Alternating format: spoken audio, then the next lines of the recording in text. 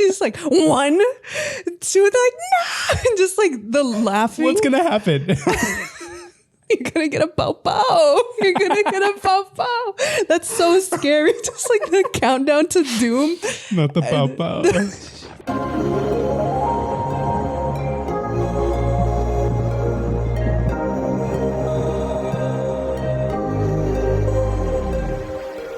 Hi, everybody, and welcome to episode 2 of the Hand Me Down podcast. We are your hosts. My name's Natalia. And I'm Alan. And we're super excited to get into today's episode.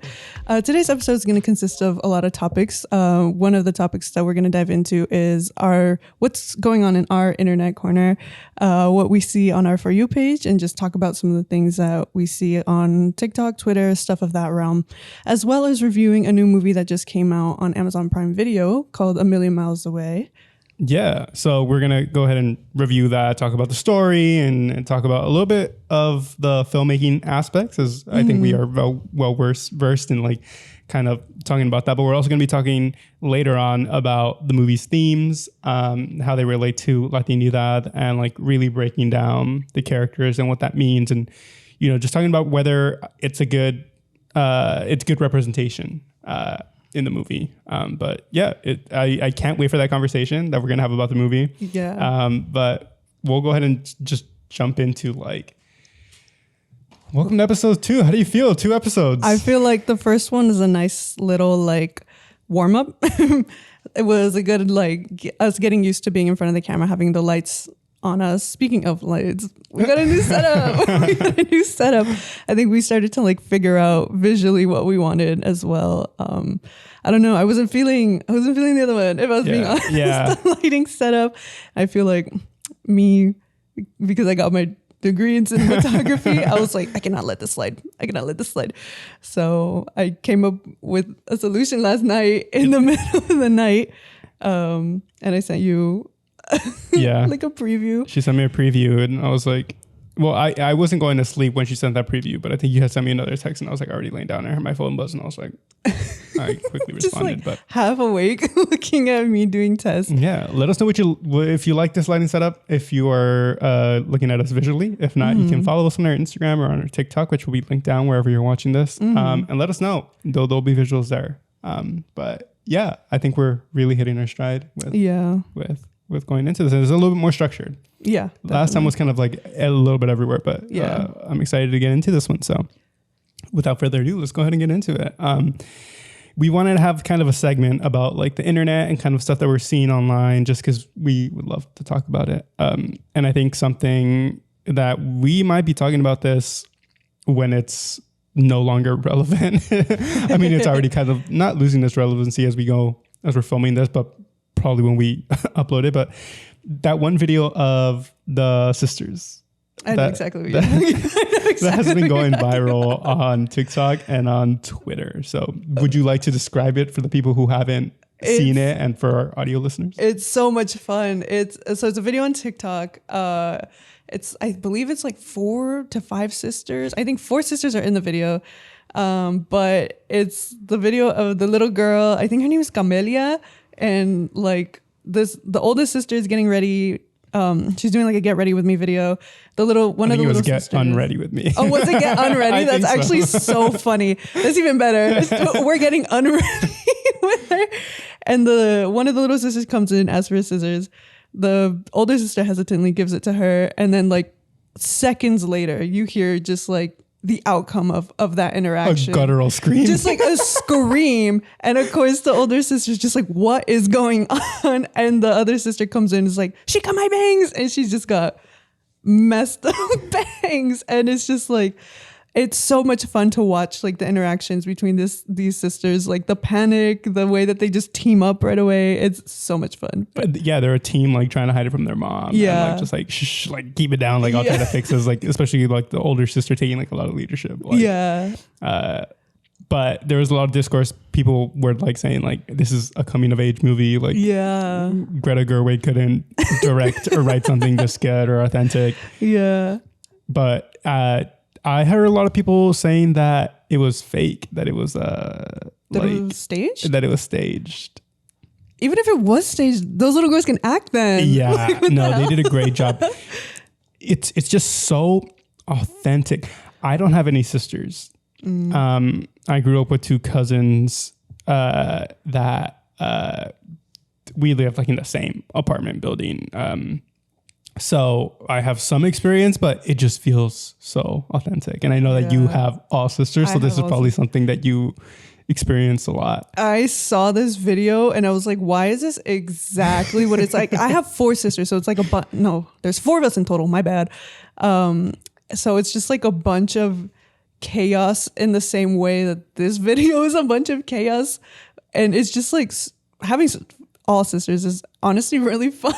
Like, I feel like a lot of people get really surprised and they're just like, how do you deal with that? And I'm like, what do you mean? It's like, I have my own glam team. Like, we're just always the bantering is so much fun. I feel like when you're all sisters, but like each role is so clearly visible in this video. Like, you could tell the oldest sister is being so older sister.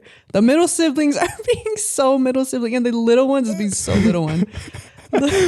Everybody has their own character in this video. Like, the one who cut the bangs is just stressing out and making the situation worse.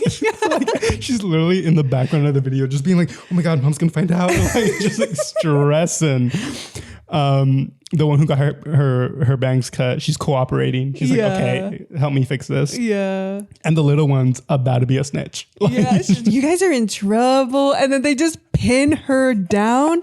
That is so authentic. That is authentic offer her a cookie too. Yeah, they're just like, shut up, I'll give you a cookie. And quiet. She's quiet. It was so good. Like, I also saw this, like, I saw someone commenting, like, this is what you can learn from like a writer's perspective. It's just like these characters and how they interact. Yeah. Just learning a lot about also just the situation that they're in. The conflict that it arises is just like, oh, it's beautiful. Just watching this. I love seeing stuff like this. It's so much fun. And just like the way that the oldest sister's so stressed out, but she keeps calm the whole time. Like, she's just like, the one that cut the bangs is like trying to like blame it on her. She's just like, well, you're the one that cut it, stupid. And just like calling each other stupid. Oh my god, that is it's so good. It's so good. And at the end they're like, oh my god, she slays. She looks like Hermione. Also the fact that picture day was the next day. Like, it's just a beautiful setup. Like, it's like, I think that's why people thought it was fake, because it's just like perfect. Like, just how everything is like building on top of one another. I feel like anybody that called it fake just didn't have sisters. Because I feel like that's such a common thing when you have sisters. It's like you have an event the next day and you're like, I kind of want to be like a lack of a better term, like I kind of want to be cunt for the next day. Like, what do I need to do to like get there? Yeah. And sometimes it's like you dye your hair and it just goes horrible. Yeah. And it's just like, I feel like that's so common where you're just like, do something on a whim before the event. And like, like one time I cut my sister's hair and I told you that, right? I feel like, yeah, but like I cut her hair really short. I gave her a bob. I gave her a fuck ass bob. Like, I feel bad now, but like, and literally the next week she was performing in the talent show. Like oh my god. Yeah. So my mom was so mad, and I hid the hair under the bed, and she found it like a year later. She was like, "What's the hair under the bed?" And I was like, "Oh, that's when I gave her a bob." That's when I gave her a bob. When I gave her the fuck ass bob. I gave her the fuck ass bob, and she rocked it. She rocked it. You're welcome. I wonder, because they seem like twins. No. The one who got her hair cut and the one who cut it. I want to say the one that cut it seems a little bit older to me. Do you think it was like, I wonder what that conversation was about cutting it? Like, was it the sister who cut it was like, here, let me cut your hair, you want to look good, and trying to fuck it up, or like not fuck it up, but like, you get me? Or do you think it was the one who wanted to cut, like, hey, help me cut it? Somebody definitely had way too much confidence. And I feel like that's what sisterhood is all about, is like you think you're unstoppable and you fuck up somebody's hair and you're like, shit. I don't know. I feel like it might have been the one who cut her hair's idea because of the way that she came in all like, I need scissors. And the older sister's like, what do you need them for? She's like, nothing. Like, don't worry about it. That's a good theory. We'll get him on the podcast. We'll confirm that. We'll get the whole family. Because I think it is like a family like YouTube channel, no? Or like a TikTok or something like that. I think so. I think I clicked on the page and it was like Family 5. I was, okay, it's a family. We didn't do much research. Sorry, guys. But I mean, I don't know. Is there anything else you want to say about this before we move on? It was just so much fun. The mom's reaction. When she comes in, she's just like, yeah, no. She's like, you guys have avoided me 3 times. Like, I know something's up. Like, that was so mom. Everybody, older sister, so older sister, middle sister, so middle sister. Mom is so mom. Yeah, I would love to see this on the big screen. Get them a movie, guys. Come on. Get them a movie. This is Latino representation. No, for real. No, I think the mom, she starts counting at one point. Right? Yeah. It's so funny. She's like, 1, 2, they're like, no. And just like the laughing. What's going to happen? You're going to get a pow pow. You're going to get a pow pow. That's so scary. Just like the countdown to doom. Not the pow pow. They're going to get a boom. That's why they start laughing hysterically. Like during the countdown, they're like, stop. And they just all kind of just like start to try to like distract the mom. Oh my God. Memories, childhood memories. Pop-out memories. Yeah. So funny. I don't know what it is about parents and the Mexican parents. I don't know. I've never been white personally. So I only have my experience. But what's that thing called where things sound like what they're supposed, where words sound like what they're supposed to be? Like woof woof. Is it onomatopoeia? Oh. No. Like woof woof. Is it onomatopoeia? I think so, right? Okay, we're gonna switch that up. A quick Google. Onomatopoeia is like pow, bam. Okay, that's what I thought. Like that. I did not spell it right. Yeah, naming the thing by the action. Yeah. Okay. Yeah. So like bow bow. My parents used to call Santa Claus ho ho ho. Yeah, wow, like for the dog. Yeah, but I don't know if it's just a Latino thing, but I think. But like other animals, I feel like I learned the actual names. Like cat, it was never like meow meow or like. I guess you're right. It was always gato. I don't know. We're going on a tangent here, but also like how like it amazes me how in different languages stuff is different. Like the noises animal makes are different. Are they? Yeah. So like in Spanish, it's wow wow. Mm-hmm. In English, it's woof woof. Oh, you're right. In Spanish or in English for a chicken, it's cock-a-doodle-doo. In Spanish, it's kikiriki. Kikiriki. And there's examples of like stuff in other countries too. Oh my God, the way that I like didn't put 2 and 2 together. Yeah. It's crazy. Back in my school, we literally had music time and we would sing a song about a bilingual dog. I think you have said. Yeah, Give us a little taste. Okay, here we go, guys. Your audition to be in Big Time Rush. Why Big Time Rush? Okay, wait. You want to be in the Cheetah Girls? Oh yeah. Okay. Okay. It's serious. Okay, yeah, I gotta do a little bit of vocal warm-ups. I believe. Go. What am I doing? Oh, the bilingual. And the song was, they would go, en casa tenemos un perro bilingüe, guau, guau, saluda. Primero en español. And then they would do the same verse again. And then they'd go, woof, woof, saluda. Luego en inglés. And like, that's how we would like sing the song. Yeah. Cheetah Girls, please consider me for the next member, I think. Mm-hmm. I will co-sign it. Thank you. I'll invest money. I will. New dream unlocked. But anyways, thank you for that. I was so vulnerable right now. Great segment. So vulnerable right now. I should have given, like, not a warning, but I should have let you pick which one we did first. Which video? Yeah, because the one we started off with is very lighthearted, beautiful, funny. This next one isn't. Unless you have something you want to bring up after this. Like, kind of to swoop in the mood. I feel like just naturally comedy is how I deal with Okay. Okay, this one is a little bit of a tough tough thing to watch. It's been on my Twitter.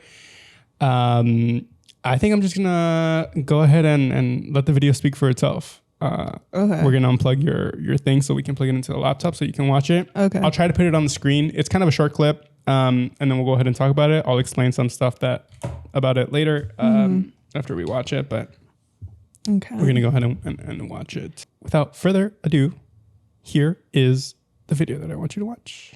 What did you say? Fuck the woman! Fuck the woman! What? So No, wait.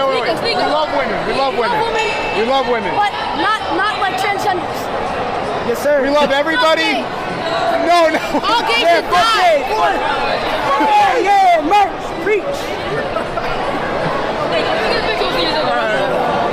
What have I done? Can I get in the video? Fucking talk. Can I get in the video? Yeah. Talk to him. Yo, what's up?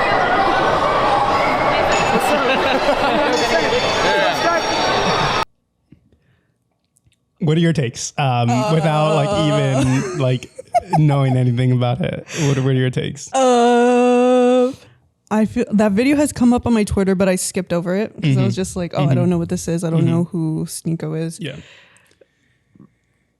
Little kids. Okay, I've seen a lot of videos lately about little kids just being really crazy nowadays. Yeah. Of just like they're different. Like kids are very different nowadays. First impressions are they need a pow pow. they need a pow pow. Yeah, that's solid. Solid response. Like, I mean, I'm no. Like, I'm not for hitting kids or anything. I just wanted to clarify that. Oh my god! But like, they need to get checked. Like, is what I'm trying to say. Okay, so now let's go ahead and like break it down a little bit more. Sneako is, if I'm not mistaken, a YouTuber or maybe even a Twitch streamer. But actually, I think he might just do commentary videos on YouTube. He is known as a right-wing kind of like commentator. He doesn't really like talk about politics all that much. It's more kind of like the social, like the culture war stuff, like talking about culture. So just like about like gay rights, being like anti-gay and like just to speak out of his ass because he can speak out of his ass. yes, basically. just yeah. So a man. Yeah. So it's like he's compared to like Andrew Tate, Kanye West in that vein of like just like you get me, like that toxic masculinity, like misogynistic, like he's like misogyny. He's like spreading misogyny onto these kids, and you can see the effect that it had here. Yeah. Damn. And yeah, I mean, a lot of people were saying like, well, he's confronted here with what he's been doing. Like he has videos like just kind of like, I don't know. And this isn't something new. For kids around this age, how old would you say these kids are? Like 10? They look like 12. They're in middle school, definitely. Yeah. I went not necessarily through a phase like this much, but I feel like when boys are growing up, they go through a phase where it's like edgy stuff. Yeah. And they fall down into these rabbit holes. And he's definitely, Sneako is part of that. He's part of that rabbit hole that like first kids start off with this because he might make it funny, or they might start off with something else. Yeah. And then they go to him, he makes it funny. Then they go to Ben Shapiro and then they become like Republican, or they just like really like get in this fear of just like hate and hate and hate. Yeah. And it's just like a dangerous thing to watch happen. And it happened before, but it seems like to be happening again with like this wave of creators. And I just feel like this specific age that we find ourselves in, where kids aren't having real interactions with real people, really affects the way that kids understand real people. Yeah. Like I feel like these kids, like this is probably all they know is like they go to school, hang out with boys who think like this, they go home, watch somebody that thinks exactly the same way. And then like, so that when they get older and stuff and they start to have interactions with people, like the people that they're poking fun at this video are like women, transgender people, gay people, then they don't really see them as actual people because they're the butt of the joke in this video. And the fact that this fool is laughing, like, look, we paused on a frame where he's like smiling, like he's proud of it. Somebody needs to rock his shit, bro. Somebody needs to check him so bad. But it's just like, a lot of the times I feel like these people don't actually believe this stuff, but it gets them views. Yeah. So they continue to do it. Like, they know that they're going to get views by shitting on transgender people and gay people, because there's people who eat that shit up, and they're going to continue to do it. Yeah. I don't believe that a lot of these right-wing people believe this shit 100%. That's an interesting take, actually. And I'm just like, if you don't believe it, don't say nothing. Like, they just care about money more than the impact that they're making on young people. Then in that case, they're different kind of piece of shit, but they're still a piece of shit. No, definitely. Yeah. It was never a question or not if they were pieces of shit or not. They're still pieces of shit. Definitely. And obviously this went viral, and we'll put it up on the screen too if you're watching through video. If not, I'll go ahead and read it. He responded to it because people were like, what the fuck? Like, just like, I hope that he sees this. Yeah. He takes this moment and like reflects. Yeah. And he responded on Twitter. He quote tweeted it. He said, "They are children and obviously joking. No. This is how I was at age 12. Yeah, it explains a lot. But it sounds outrageous to you. If this sounds outrageous to you, blame the rainbow and like the pride flags in their classrooms." Huh? That doesn't make sense. That does not make sense at all. Blame the media for emasculating men. It's your fault for forcing an obvious agenda, not these kids. Boys will be boys. That's just somebody not taking accountability. And that, like I'm sorry to get you heated. I think this is like something that. No, I can't believe I skipped over this video on Twitter. I would have had something to say. But no, oh my God. And it's just crazy because both of my parents are teachers, and both are feeling the effects of the type of kids that they're dealing with every day. Kids that don't have real social interactions with real people. And it's just like, they just become mean. Like, I don't know how, like bullies. I don't know how else to describe it. Like, just very like, obviously they're kids and they have a long way to come and stuff like that. But I feel like when you're this age, middle school, you should have some sort of moral compass, I think. Yeah. And like, obviously his point that they're children and that they're 12, I get that. I'm not necessarily blaming these children 100%. I think a lot, I don't want to be this person, but a lot of their blame also falls on their parents for not regulating what they watch, or like at least like being curious. Like if I was a parent, I wouldn't want to be like a helicopter parent. Like, what are you watching? Blah, blah, blah. But like, I would try to like find out what it is and like do my own research on like what they're watching and like trying to combat that from my side. Yeah. It does fall a lot on the parents, and I do hear that a lot too, of like why the kids are so different these days. But it's also just raising your kids from the beginning to be sympathetic and to be a good person. Yeah. Guys, it's not that hard. Raise your kids right challenge. Level impossible. Challenge on TikTok, please.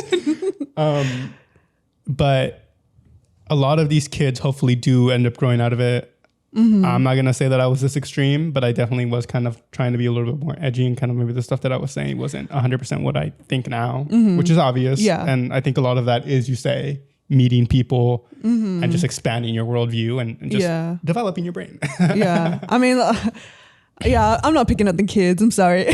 But But definitely I can also very much tell that they're performing because the camera's on them.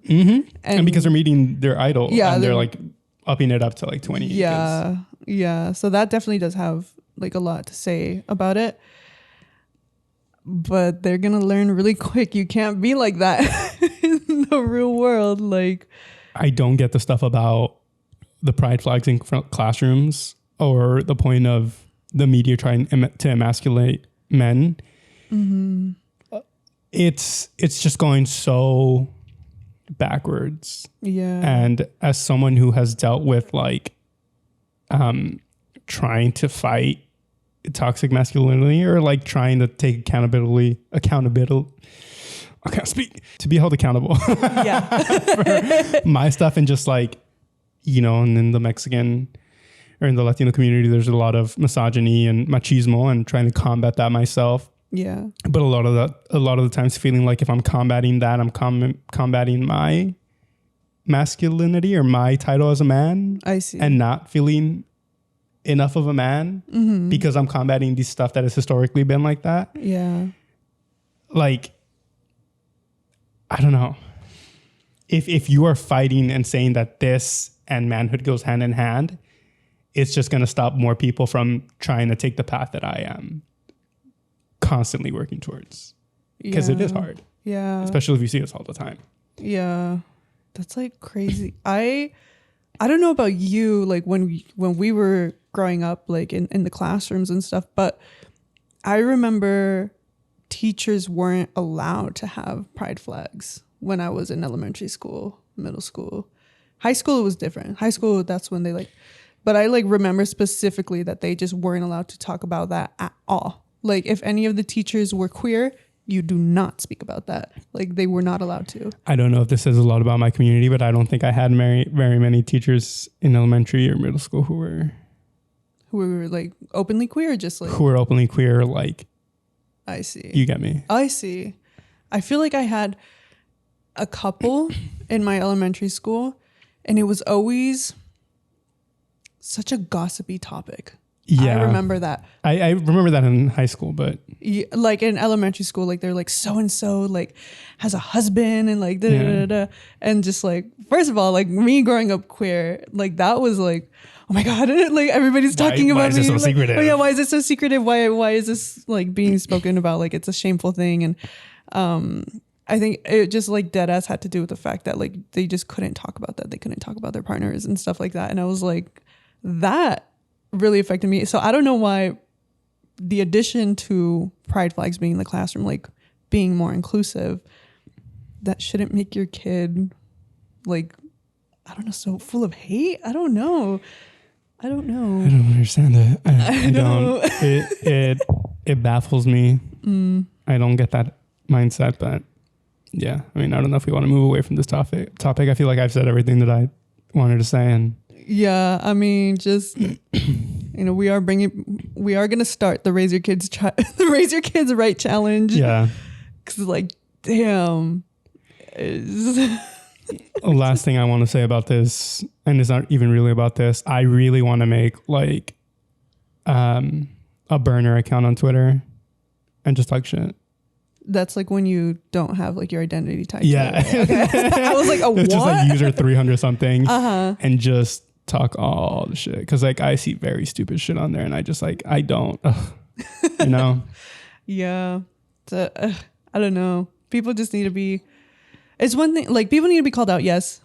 They also need to take accountability because that guy got called out a lot and he just refused to take accountability. And I'm like, girl. Yeah. It's because he doesn't have to. Oh, yeah. Yeah. When you have that power, you literally don't have to take accountability. Yeah. But I agree. I think the world just needs to be kinder. And I don't know why it's so hard. But you said the world was about to be kinder and I was about to say, bring back bullying. Just kidding. And this is why we get co-hosts. Just kidding, guys. Don't bully, please. But moving on, that wraps up Internet Corner, unless you have something else that you would like to bring up. No, I just honestly have not been on the internet a lot lately. Okay. So. I've been on the internet too much.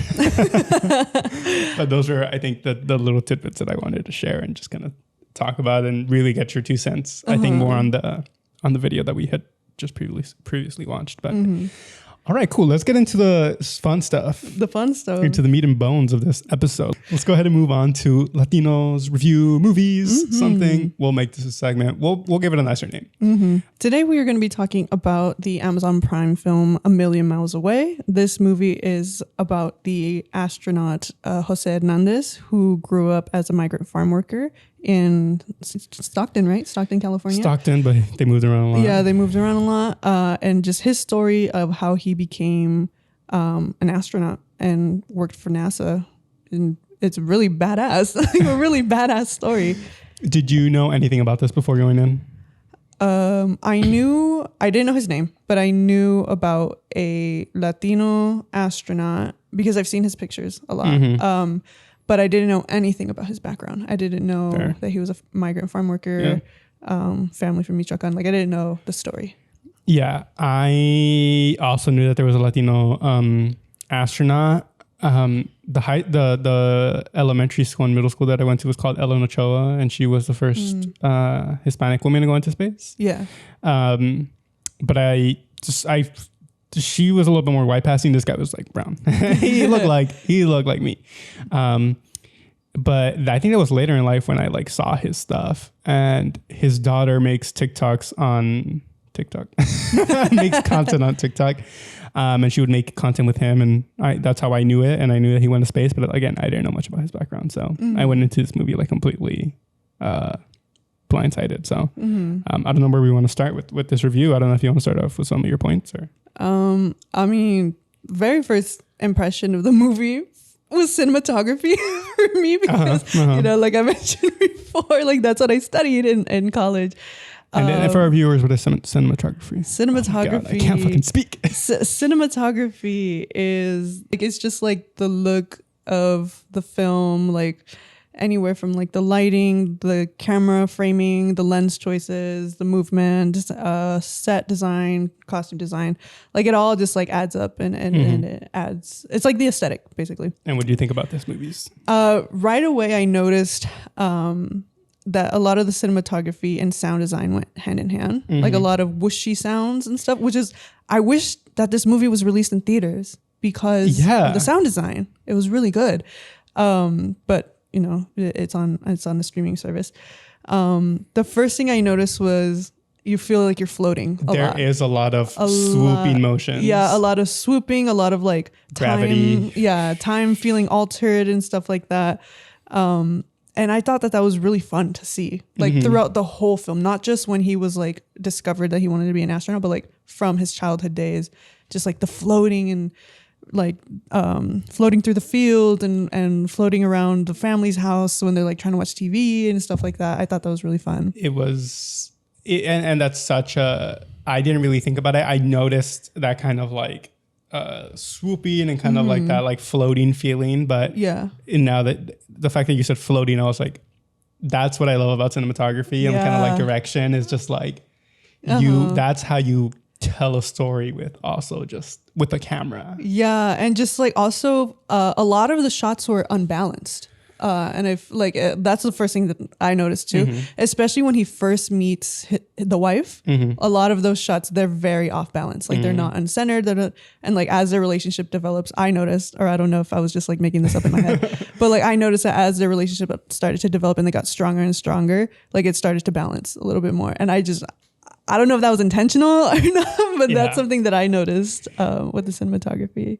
Yeah, it was gorgeous. I think it was very nice. I don't know, the look of the film, do you think it was stylized or no? Oh, definitely. I like, because of the floating aspect, it was very much like felt that's how they brought in the aspect of space into it, because I was reading some reviews and somebody was just like, this isn't a space movie, and they like docked points because of that, and I'm like, well, no, but it's like they still like added the elements of space exploration through the cinematography, through the like the way the story was being told, the sound design, like the editing. It's not supposed to be a space movie, I don't think. I don't think so, but I don't think that person knew that. They were so disappointed. They were like, if you wanted a movie like, I don't know, what's a space movie, like the Sandra Bullock one and stuff like Gravity. That. Yeah, like they were like, if you want a movie like that, this isn't that movie. And I'm like, well, thanks. I didn't think it was going to be that movie. And we'll see if we get to it, but I did maybe want to see some of those reviews because I think some of them are funny. Yeah. Because I was looking at some of them too, but yeah, we'll maybe talk about the cinematography and production and costume design a little bit more as we go in. But one of the things I wanted to mention was I think Michael Pena did a good job. What did you think of his performance? I thought he was really good. I think he because the theme that kept being brought up was like nerd. Like he's a nerd. He's just a nerd. And I thought he played that very well. He plays it very well. He's very awkward. He's very like, I don't know. I feel like Michael like a charming nerd. Yeah, he's very charming. And it was because he's a little bit older now, right? So they like had to like DH him like when he was like right out of college and stuff. But yeah. that fool was not a college I was just like, man, that's a grown ass man right there. I also very much enjoyed Michael Peña's performance. But hot take, or maybe not it might not be a hot take, but I wish they might have gone with someone different. Really? I don't know who that would be, but because I know he's Michael Peña, it sucked me out of some of the scenes because I knew it was him, and I know that I've seen him in every other single thing. And I get the point. I get why they wanted him in this movie because he's a star. Yeah. And maybe without a star, the movie wouldn't do as well. And as a Latino production, you want it to be done well. Yeah. I had a job interview, and one of the questions they asked, I guess just for fun, was like, what movies have you seen? When they asked that question, what movies have you seen? I was like, oh, I just watched A Million Miles Away. It's really good. They're like, oh, I haven't heard of that. And I was like, oh, interesting. I see it everywhere, but also I'm their target demographic. So the fact that they hadn't learned about it and Michael Peña was in it, like I can't imagine how much worse it would have been if someone unknown, but also just giving Latino actors smaller Latino actors bigger chances, I think. Yeah. Is I think they should do that. Yeah. I feel like that definitely crossed my mind when I was watching it, and I was just kind of like, whatever, it's still a good movie. But like I was definitely like, I started to like from memory pick out all the movies I've seen Michael Peña in, like all the Chicano movies I've seen Michael Peña in. And he's done great. He's done great for our community. He's done great. I love him. He's done the most iconic roles in Mexican American cinema. Yeah, definitely. But that's my thing. Yeah. And and it just all leads to it's money before it's an art. It's a business before it's an art. So because I was thinking, although he's killing it in this role and I'm really enjoying him in this role, I feel like someone else could have done just as good of a job and he wouldn't have sucked me out of the movie that much. Yeah. And maybe someone a little bit younger looking, because I think it's easier to make someone look older than to age them down. But I still think that him and his wife in the movie, Rosa Salazar, I love them in this movie. Yeah. I love their chemistry in this movie. They had me giggling. It's so cute. They had me giggling. I was twirling my hair. I was like, it was so good. I think she is a breakout star in this movie. Oh, definitely. I loved her in this movie. I was like mesmerized by her performance. She did so well. I was like, oh my gosh. From the moment they met to her like following him in this journey and being supportive like 100% of the way through, and them just being goofy together, it never felt, it felt a little bit cringy, but like it's supposed to be like cringy, like that kind of lovey-dovey cringe. And I was just like, I loved them together. They were really cute. So I don't know if I don't know if she would have had that chemistry with anyone else, but like that's true. Chemistry is also a really important thing that I'm glad they got right in this story. And I mean, I don't know them personally. I don't know if I don't know if the real they people, were beefing. No, I don't know if like Jose Hernandez and his wife are actually like this, but I would love to see my relationship portrayed in the way that they did it. So yeah, it was very pure. It was so cute. Anything else you wanna talk about? Like finishing off with like the cinematography conversation, what I noticed was the production design and the costume design was also felt very authentic. And that also came up at I always stay to watch the credits. So like I was watching the credits roll and I was just like, so many Latino names. And I cried. I like started to tear up at the end. And I feel like, cause I've had that feeling before. I feel like I had that feeling during Alan and I used to be in a club in college where it was just like Latino filmmakers, and we put on a show called Night of Cultura, and I feel like the first time that we presented our short films at Agricultura, seeing the credits roll and seeing all the Latino names, I cried. Like 100% of the names. You never see that. And I feel like, because growing up, my grandpa and I would always watch the credits of the movies and just sit and wait for a Latino name. And sometimes we'd pick out a Latino name, look it up. They're not Latino. They're Filipino.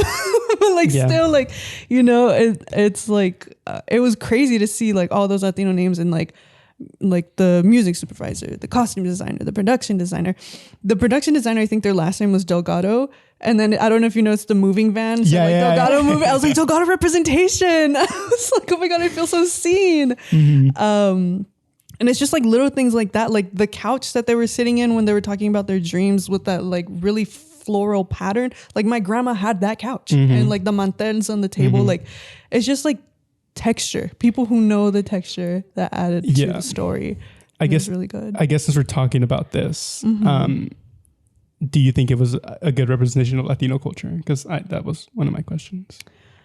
I would say yes. That I enjoyed the representation. It didn't feel forced. It felt very natural. Yes. It felt like it was just like nothing had to be explained to me, which I feel like that's when you make a big blockbuster movie, I feel like you are told to make it digestible for everybody. What does that mean? Make it digestible for white people, essentially. Yeah. This one felt more just really like from the heart. Like you can like really see it. I agree 100%. Yeah. This is what I want Latino representation to be. And I'm looking at the camera. This is what it feels like. This is like being a Latino filmmaker. I'm thinking about this constantly and getting this question a lot. Like, what do you want it to look like? This is what I wanted to look like. Yeah. I think it was very authentic. The Spanglish in this was not forced. It did not sound unnatural. It sounded perfectly natural. You said the production design, very Latino. Everything was just, it was really good. It was really good. And the music was really, really good. That's how you do Latino music in a movie. Like that's how you can tell the music supervisor was Latino, like picking out the songs that they did. I think they had a couple montages throughout the film and they were all just set to like really bangers. First of all, bangers, but like Juan Gabriel was one of them. Juan Gabriel was one of them. I think the first montage was the college montage. I forget, but they used oh my God, what's his name? Jose Alfredo Jimenez. Yes, I did. Yeah, I did see that too. Just like. And at the end, and you know, when they're like telling the story, and they're like, oh, he played Jose Alfredo Jimenez in space, I bawled. I just started crying. I was like, that's so, I love Jose Alfredo Jimenez because I'm like a grandma locked in a 22-year-old's body. But like, the music was so good. Tigres del Norte too. That was like the motif. Yeah. A musical motif that was like carried out throughout the film. Starting it off with California Dreaming with in Spanish rendition of it. Oh.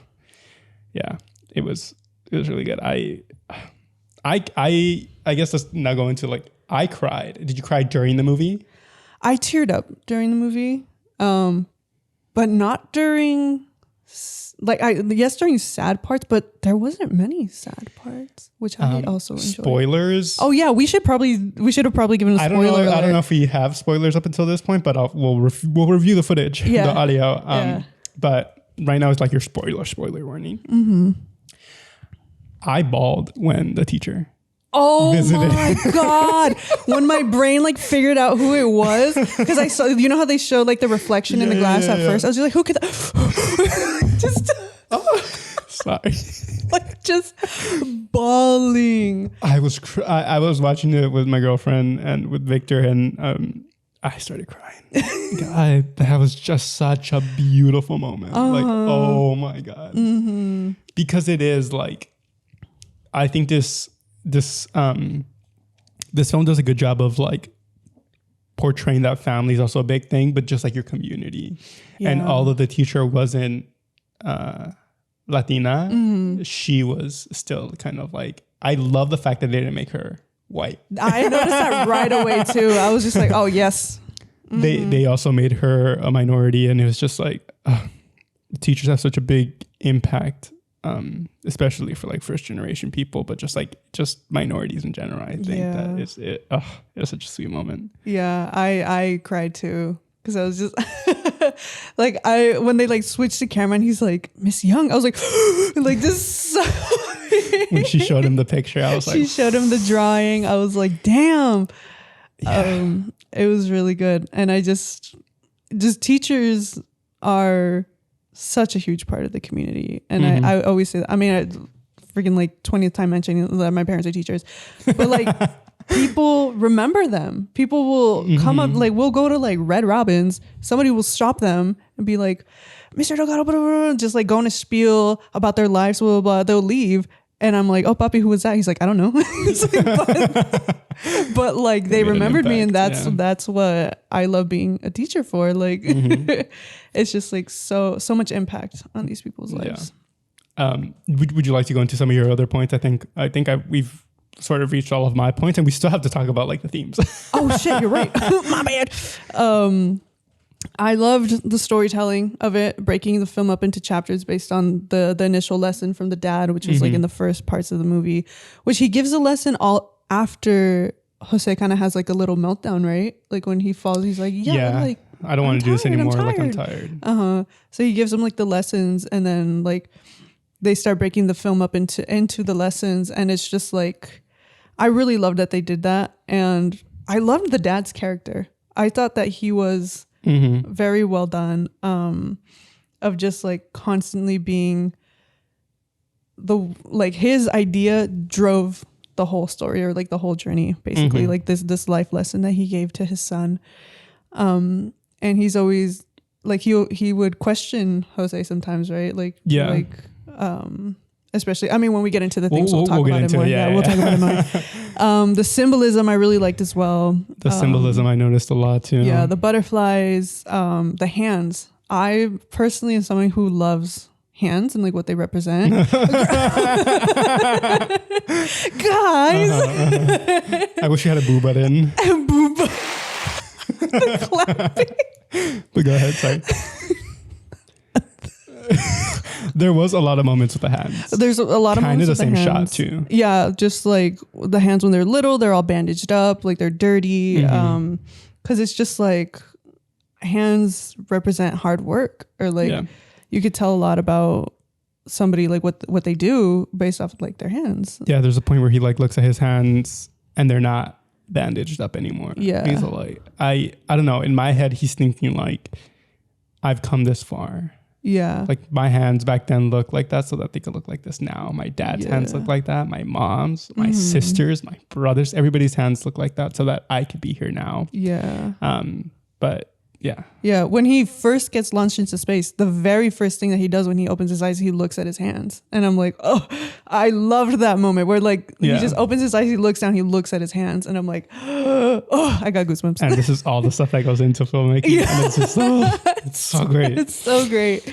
The butterflies too, obviously. The migration. That kept coming up too. And the group hugs. I loved seeing the group hugs in this movie, like during hard times, during times to celebrate, like just the community representation. Group hugs is you haven't seen this either, but another Latino movie that came out, Blue Beetle. They also do a lot of group hugs in that as well. I haven't seen. I've been meaning to. Which that just reminded me of like, I think what this film does well is not hit you over the head with the fact that it's Latino.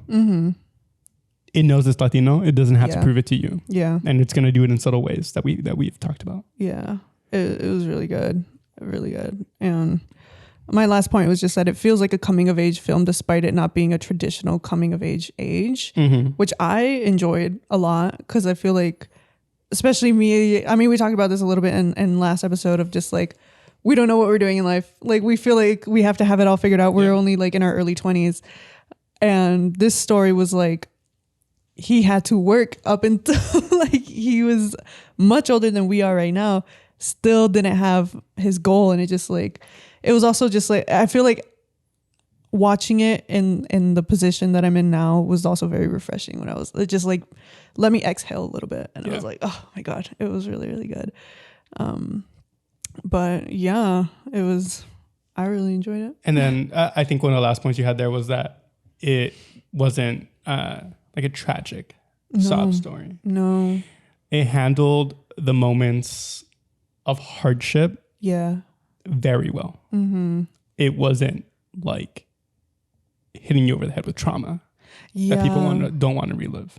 Yeah, because I feel like a lot of not just Latino media in like the mainstream media, not just Latino stories, but like a lot of other like Black, Indigenous, people of color stories it's just so centered on trauma and tragedy and like and queer stories too, and it's just like it comes to a point where it's just like that's when you could tell that it's supposed to be digestible for the common person, which is like white American. And that also just like dehumanizes us, I think. Yeah. And so I'm really glad that this movie did not do that. It's fun. It's fun. I had a great time watching this. I texted my family group chat immediately after. I was like, guys, do I have a banger for you? Like, you guys need to watch this. And if you guys haven't watched it, go watch it. I mean, this is the type of stuff that we have to support, especially right now where the stars, the writers, and the director can female director too. Yeah, I did see that too, where they can't do publicity on this movie. They can't.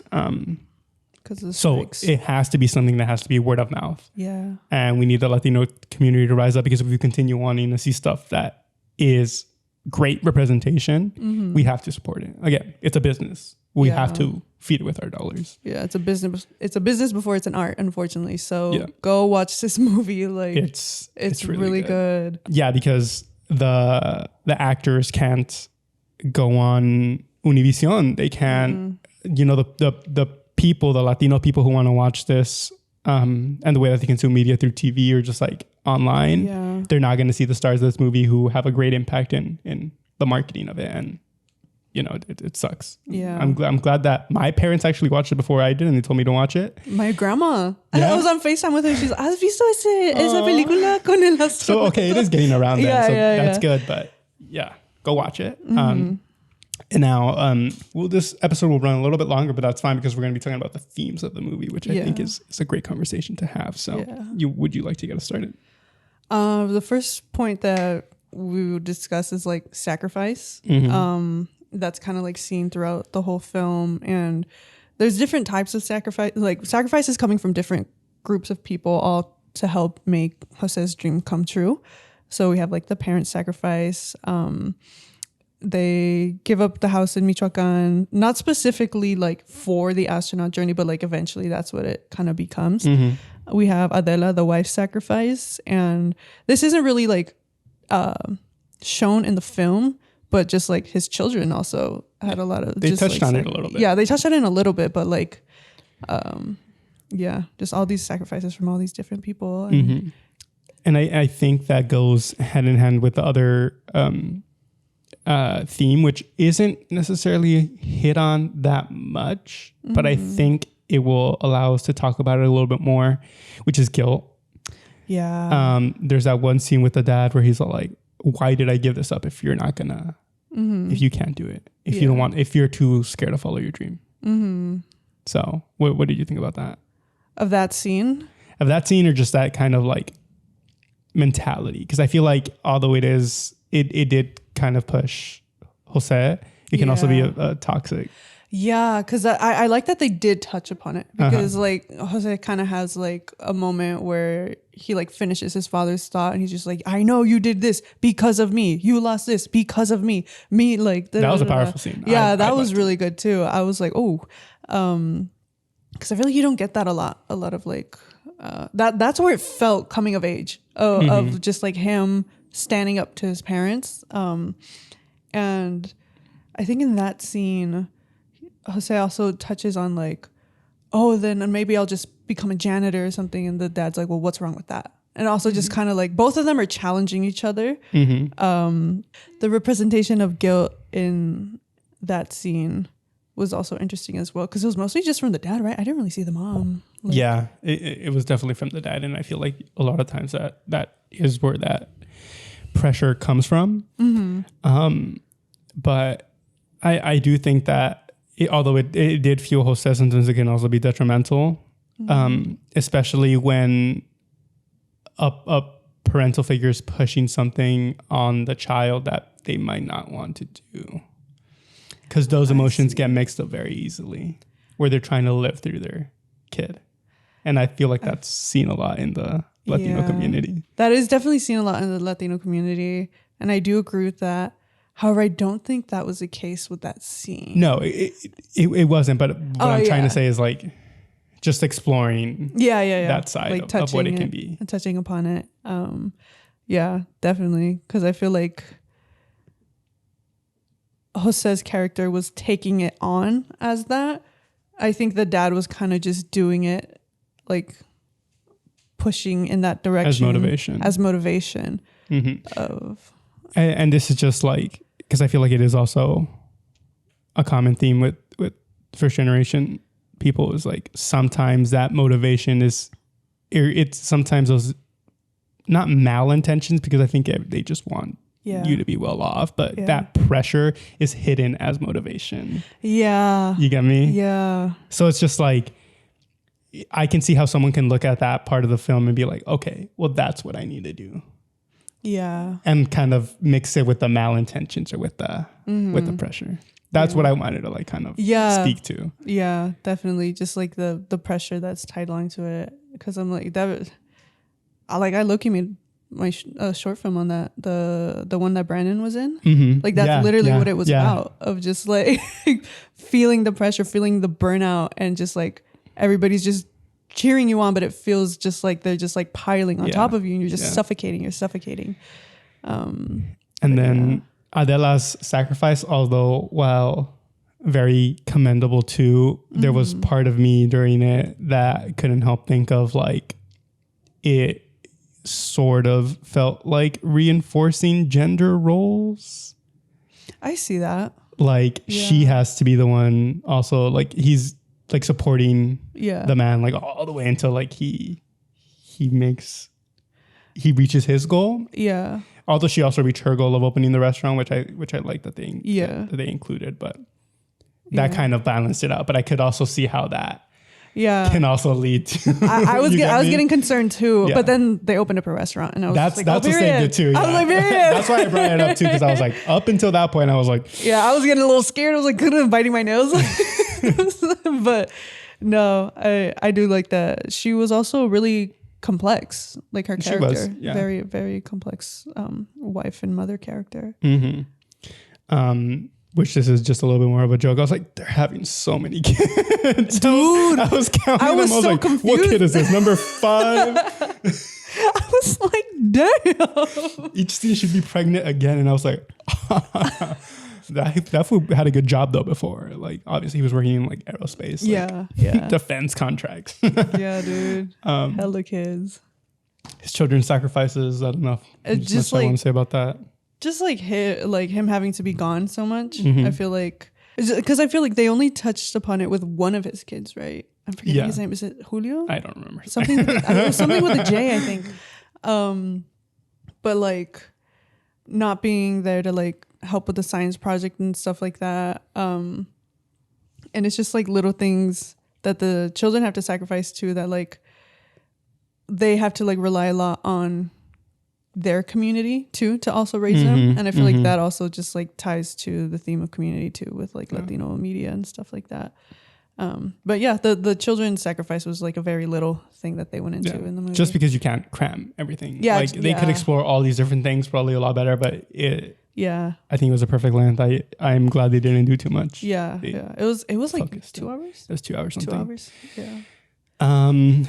One of the other kind of themes or just like something that I noticed was feeling embarrassed about your culture at one point. When he trades in his fucking the Impala, beautiful, and Beto's like, no, like don't do it, like, and he gets his car and just trying to fit in. What'd you think about that, or of the car? Have you experienced it? I feel like that goes into like a little bit what we were talking about last episode. It was like assimilation, and like definitely, because I know for car guys, like their car really matters. So I think Beto, when he was like trying to figure out why he would do that, like it's just coming from a place of like, you know, I know that this car means so much to you. It defines so much of who you are. It was named something, right? It had like, I think so. I'm forgetting what it was. Yeah, me but I know that like for car guys, like there's so much history with like those kinds of cars or like lowriders and stuff like that within the Latino community. And it was just like a small detail in the film, but it really like spoke a lot to like the lengths that Jose went through to like assimilate and like, you know. And it's just small things too. And I feel like things that a lot of people could relate to. I don't know if a lot of people could relate to the car necessarily, but also the food, the mom just making jokes about the enchiladas or just like, he's like, no, don't pack me enchiladas. I want a sandwich. And then like in the next scene, they're all eating sandwiches. Yeah. And it's just like the whitest sandwich you've ever seen. It's like bologna and cheese and mayo. It's literally just like lettuce in it. And everybody's doing it. And then right before he takes off to space, or like when he's like, oh, can you bring enchiladas there? And I was like, oh, that's so cute. That's such a mom thing too. Yeah. Like a Latino mom thing to do. Yeah. But yeah, the music too, I think. Like he would go into work listening to Tigres del Norte. Tigres del Norte, and then he kind of switches it up to like the 80s, and he like tries to sing it. Like that's he tries to like know the lyrics of the 80s song, and he doesn't. But yeah, oh my god! And then the first time like he pulled up to the job in the Impala blasting the Tigres del Norte, I was like that. I think it was in that moment where I was like, this is a good film. I was like, this is good representation. This is good, like, just because it reminded me so much of like something my dad would do, of just like pulling up to the function, blasting Tigres del Norte. He can't sing along. But even like something like that, this movie doesn't handle it tragically. No.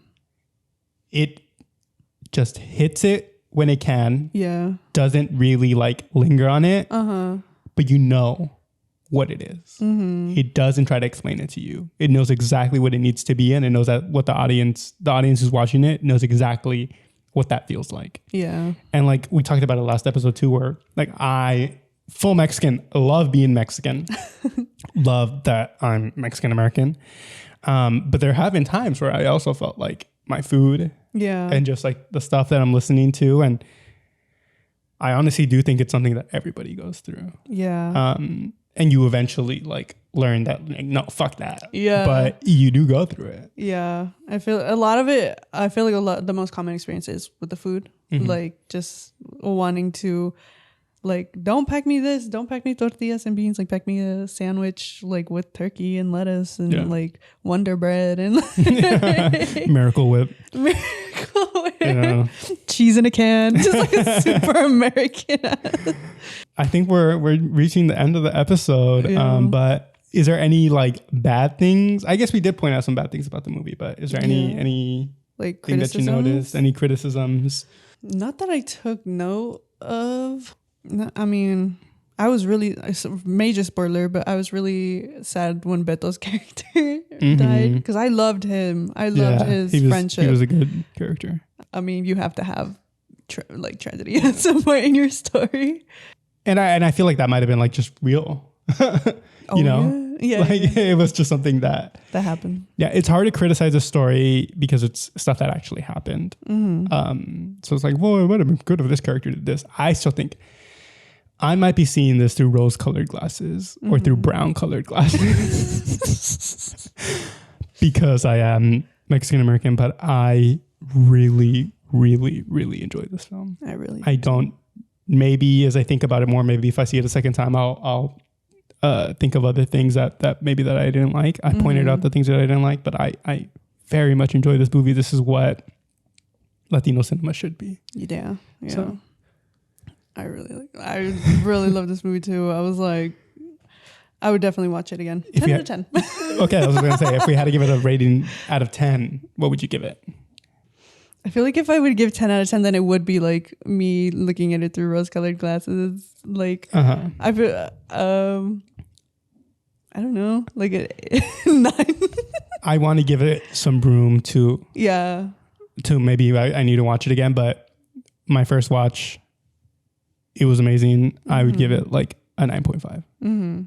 I really enjoyed this movie. It wouldn't be my favorite. That's why I wouldn't give it a 10. Maybe a 9. I give it a 9. 9 out of 10. Very, very, very strong. Yeah. One of the best movies I watched this year. Oh yeah, definitely. Top movie that I watched this year. But with that, anything else you would like to tell our audience before we go ahead and leave?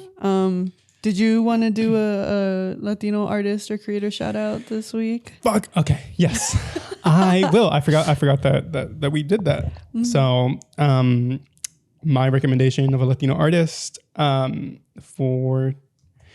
me see if I can spell this right, because I know she's okay. My Latino artist of the week is going to be Miss Amber Lucid. Hell yeah. She's a singer-songwriter. I'm not 100% sure. She's from New Jersey. She is amazing. Me and Natalia discovered her last year. We went to a museum where they had live music for free, and she performed. What a great performance she gave. Yeah, it was crazy. It was crazy just like walking around. I don't know about you, but like walking around, I'm like, oh, somebody's playing. And then just walking, listening to the music. Is that Spanish I hear? Yeah, just like going towards the crowd, and then just like sitting there like, oh my gosh, she's singing in Spanish. And like, it was really good. Speaking of what we want representation to be like, this is what we want her to be like. She sings both in Spanish and English, and she does it very, very well. She has her own style. Every time I play one of her songs around people, they're like, who is that? Yeah. Let me put you on. It's Amber Lucid. Listen to her songs. Fantasmas is good. La Torre is really La good. Torre, Girl, You're So Pretty is also really good. That one's very fun. One's so good and so gay. And then Get Lost in the Music. That one's really fun. Yeah. I love that one. So that's my recommendation for today. But other than that, I think we just wrap up this episode. thank you guys for listening to us. If you made it this far, we appreciate it so much. Go ahead and give us a review on any of the podcast platforms that you are listening on. If you're on YouTube, give us a like, share, give us a comment. What do you think about this movie? We would really actually love to hear your guys' opinion about this movie. Comment down below. We'll read the comments. We'll try to reply whenever we want. And if you're listening on an audio app, go onto YouTube. Comment, watch us. We have a new lighting setup. Please look at it. Our Instagram and TikTok will be linked down below wherever you're watching this. Make sure to follow us there for updates. And yeah, other than that, Thanks for listening. Have a great day. Bye.